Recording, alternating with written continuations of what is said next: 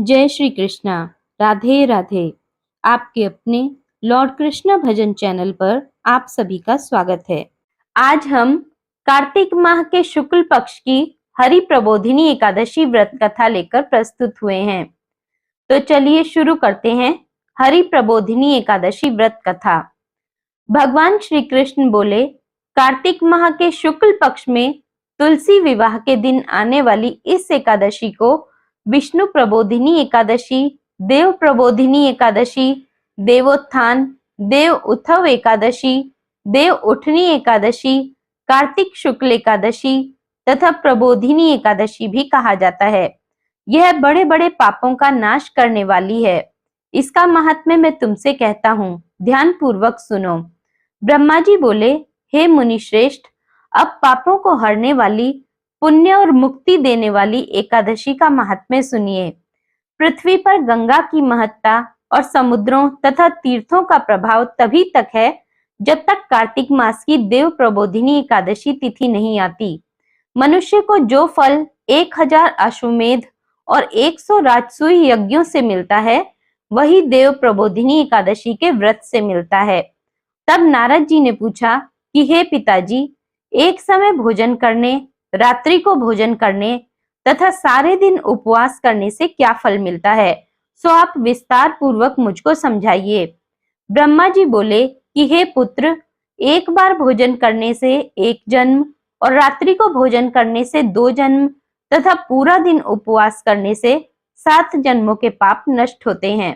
जो वस्तु त्रिलोकी में न मिल सके और दिखाई न दे सके, वह हरि प्रबोधिनी एकादशी से प्राप्त हो सकती है। मेरु और मंदराचल के समान भारी पाप भी नष्ट हो जाते हैं तथा अनेक जन्म में किए हुए पाप समूह क्षण भर में भस्म हो जाते हैं। जैसे रुई के बड़े भारी ढेर को अग्नि की छोटी सी चिंगारी भस्म कर देती है, वैसे ही विधि पूर्वक थोड़ा सा पुण्य कर्म अनंत फल देता है, परंतु विधि रहित चाहे अधिक किया जाए तो भी उसका फल कुछ नहीं मिलता। संध्या न करने वाले, नास्तिक, वेद निंदक, धर्मशास्त्र को दूषित करने वाले, मूर्ख, दूसरे की स्त्री का अपहरण करने वाले, पाप कर्मों में सदैव लगे रहने वाले, धोखा देने वाले ब्राह्मण अथवा शूद्र, पर स्त्री गमन करने वाले तथा ब्राह्मणी से भोग करने वाले, ये सब चांडाल के समान हैं। जो विधवा अथवा सधवा ब्राह्मणी से भोग करते हैं, वे अपने कुल को नष्ट कर देते हैं। पर स्त्री गामी के संतान नहीं होती और उसके पूर्व जन्म के संचित सब अच्छे कर्म नष्ट हो जाते हैं। जो गुरु और ब्राह्मणों से अहंकार युक्त बात करता है, वह भी धन और संतान से हीन होता है। भ्रष्टाचार करने वाला, चांडाली से भोग करने वाला, दुष्ट की सेवा करने वाला और जो नीच मनुष्य की सेवा करते हैं या संगति करते हैं, यह सब पाप हरि प्रबोधिनी के व्रत से नष्ट हो जाते हैं। जो मनुष्य अपने मन में हरि प्रबोधिनी एकादशी के व्रत को करने का संकल्प मात्र करते हैं, उनके 100 जन्मों के पाप नष्ट हो जाते हैं। और जो रात्रि को जागरण करते हैं, उनकी आने वाली 10,000 पीढ़ियां स्वर्ग में जाती हैं। नरक के दुखों से छूटकर प्रसन्नता के साथ सुसज्जित होकर वे विष्णु लोक को जाते हैं। ब्रह्म हत्यादि महान पाप भी इस व्रत के प्रभाव से नष्ट हो जाते हैं। जो फल समस्त तीर्थों में स्नान करने, गौ, स्वर्ण और भूमि का दान करने से होता है, वही फल इस एकादशी की रात्रि को जागरण से मिलता है। हे मुनि शार्दूल, इस संसार में उसी मनुष्य का जीवन सफल है जिसने हरि प्रबोधिनी एकादशी का व्रत किया है। इस संसार में जितने भी तीर्थ हैं, उन सबके स्नान, दानादि का फल इस व्रत से मिलता है। अतः और सब कर्मों को त्याग कर भगवान के प्रसन्नार्थ कार्तिक शुक्ल हरि प्रबोधिनी का व्रत करना चाहिए। वही ज्ञानी, तपस्वी तथा जितेंद्रिय है और उसी को भोग तथा मोक्ष प्राप्त होता है जिसने हरि प्रबोधिनी एकादशी का व्रत किया है। यह विष्णु को अत्यंत प्रिय, मोक्ष के द्वार को बताने वाली तथा उसके तत्व का ज्ञान देने वाली है। जिसने एक बार भी इसका व्रत किया, वह मोक्ष का अधिकारी हो जाता है। मन, कर्म, वचन तीनों प्रकार के पाप इस रात्रि को केवल जागरण करने से नष्ट हो जाते हैं। हरि प्रबोधिनी के दिन जो मनुष्य भगवान के प्रसन्नार्थ स्नान, दान, तप व यज्ञादि करते हैं वे अक्षय पुण्य को प्राप्त होते हैं। हरि प्रबोधिनी एकादशी के दिन व्रत करने से मनुष्य के बाल, यौवन और वृद्धावस्था में किए गए समस्त पाप नष्ट हो जाते हैं। इस एकादशी को रात्रि में जागरण का फल चंद्र सूर्य ग्रहण के समय स्नान करने से 1000 गुना अधिक होता है। अन्य कोई भी पुण्य इसके सामने व्यर्थ है। जो मनुष्य हरि प्रबोधिनी का व्रत नहीं करते उनके सब पुण्य व्यर्थ हैं। अतः हे नारद, तुमको भी विधि पूर्वक यत्न के साथ इस व्रत को करना चाहिए। जो कार्तिक मास में धर्म परायण होकर अन्न नहीं खाते हैं उन्हें चांद्रायण व्रत का फल प्राप्त होता है। कार्तिक मास में भगवान दानादि से इतने प्रसन्न नहीं होते जितने कि शास्त्रों की कथाओं के सुनने से होते हैं। कार्तिक मास में जो भगवान विष्णु की कथा का एक या आधा श्लोक भी पढ़ते, सुनते या सुनाते हैं उनको 100 गायों के दान का फल मिलता है। अतः अन्य सब कर्मों को छोड़कर कार्तिक मास में मेरे सम्मुख बैठकर मेरी कथा पढ़नी या सुननी चाहिए। जो कल्याण के लिए कार्तिक मास में हरि कथा कहते हैं वे सारे कुटुंब का क्षण मात्र में उद्धार कर देते हैं। शास्त्रों की कथा कहने और सुनने से 10,000 यज्ञों का फल मिलता है, साथ ही उनके सब पाप भस्म हो जाते हैं। जो नियम पूर्वक हरि कथा सुनते हैं वे 1000 गौदान का फल पाते हैं। भगवान विष्णु के जागने के दिन जो भगवान की कथा सुनते हैं वे 7 द्वीपों समेत पृथ्वी के दान करने का फल पाते हैं। जो मनुष्य भगवान की कथा को सुनकर वाचक को अपनी सामर्थ्य के अनुसार दक्षिणा देते हैं उनको सनातन लोक मिलता है। ब्रह्मा जी की यह बात सुनकर नारद मुनि ने कहा कि भगवान, एकादशी के व्रत की क्या विधि और कैसा व्रत करने से क्या फल मिलता है वह भी विस्तार पूर्वक समझाकर कहिए। नारद मुनि की बात सुनकर ब्रह्मा जी कहने लगे कि ब्रह्म मुहूर्त में जब 2 घड़ी रात्रि रह जाए तब उठकर शौच आदि से निवृत्त होकर दंत धावन आदि करें। उसके बाद नदी, तालाब, कुआं, बावड़ी या घर में ही जैसा संभव हो स्नान आदि करें। फिर भगवान की पूजा करके कथा सुने और फिर व्रत का नियम ग्रहण करना चाहिए।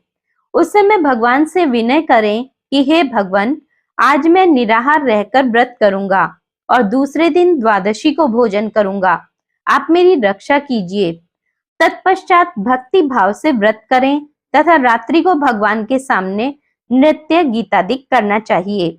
प्रबोधिनी एकादशी को कृपणता को त्याग कर बहुत से पुष्प, फल, अगर, धूप आदि से भगवान को अर्घ्य दें। इसका समस्त तीर्थों से करोड़ गुना फल होता है। जो मनुष्य अगस्त्य के पुष्प से भगवान का पूजन करते हैं उनके आगे इंद्र भी हाथ जोड़ते हैं। तपस्या से संतुष्ट होने पर हरि भगवान जो नहीं करते वह अगस्त्य के पुष्पों से भगवान को अलंकृत करने से करते हैं। जो कार्तिक मास में बिल्व पत्र से भगवान की पूजा करते हैं वे मुक्ति को प्राप्त होते हैं। कार्तिक मास में जो तुलसी से भगवान का पूजन करते हैं उनके 10,000 जन्मों के पाप नष्ट हो जाते हैं। तुलसी दर्शन करने, स्पर्श करने, कथा कहने, नमस्कार करने, स्तुति करने, तुलसी रोपण, जल से सींचने और प्रतिदिन पूजन सेवा आदि करने से 1000 करोड़ युग पर्यंत विष्णु लोक में निवास करते हैं। जो तुलसी का पेड़ लगाते हैं उनके कुटुंब में उत्पन्न होने वाले प्रलय काल तक विष्णु लोक में निवास करते हैं। हे मुनि, रोपी हुई तुलसी जितनी जड़ों का विस्तार करती है उतने ही 1000 युग पर्यंत तुलसी रोपण करने वाले के सुकृत का विस्तार होता है। जिस मनुष्य की रोपण की हुई तुलसी की जितनी शाखा, प्रशाखा, बीज और फल पृथ्वी में बढ़ते हैं उसके उतने ही कुल जो बीत गए हैं तथा होंगे 2000 कल्प तक विष्णु लोक में निवास करते हैं। जो कदम्ब के पुष्पों से हरि का पूजन करते हैं वे भी कभी यमराज को नहीं देखते। जो गुलाब के पुष्पों से भगवान का पूजन करते हैं उन्हें मुक्ति मिलती है। जो बकुल और अशोक के फूलों से भगवान का पूजन करते हैं वे सूर्य चंद्रमा के रहने तक किसी प्रकार का शोक नहीं पाते। जो मनुष्य सफेद या लाल कनेर के फूलों से भगवान का पूजन करते हैं उन पर भगवान अत्यंत प्रसन्न रहते हैं। और जो भगवान पर आम की मंजरी चढ़ाते हैं वे करोड़ों गौओं के दान का फल पाते हैं।